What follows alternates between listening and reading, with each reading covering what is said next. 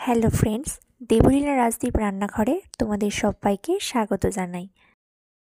আজকে তোমাদের সাথে যে রেসিপিটি শেয়ার করতে চলেছি তার নাম হলো ট্যাংরা মাছের রসা। এটা বানানোর জন্য মাছ তো লাগবেই, কিন্তু এটা দেখাই কি কি সবজি দিয়ে এটা রান্না করা হবে। দেখো, এখানে একটা গোটা কাঁচা টমেটো কেটে নিয়েছি ও খানিকটা পেঁপে, বিনস ও আলু লম্বা লম্বা করে কেটে নিয়েছি। তো এবারে আসা যাক মাছের কথায়। এখানে আমি ট্যাংরা মাছ নিয়ে নিয়েছি। কতটা পরিমাণ নিয়েছি সেটা আমি ডেসক্রিপশানে দিয়ে দেবো। এবারে আমি মাছগুলোর গায়ে ভালো করে নুন ও হলুদ মাখিয়ে নিয়েছি।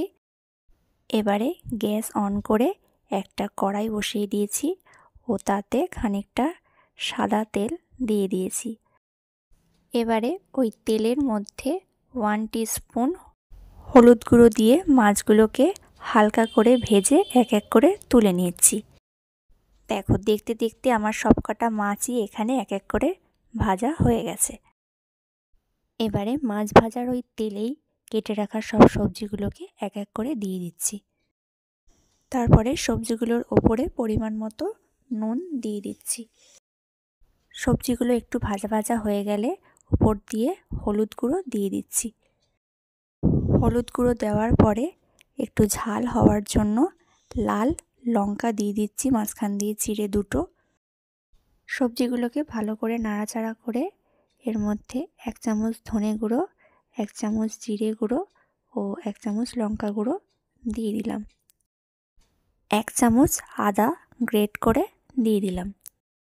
এবারে ভালো করে কষাতে হবে মশলাগুলোকে। যতক্ষণ না মশলাগুলোর গা দিয়ে কাঁচা গন্ধ যাচ্ছে ততক্ষণ কষিয়ে যেতে হবে।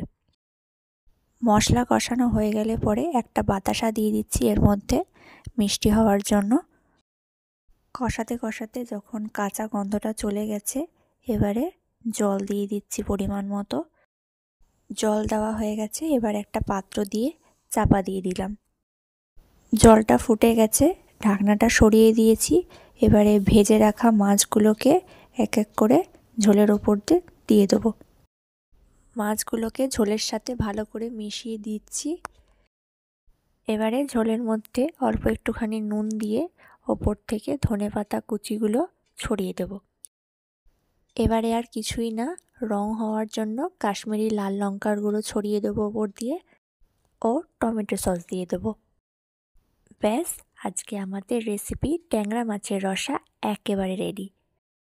এবার এটাকে গরম গরম ভাতের সাথে সার্ভ করতে হবে।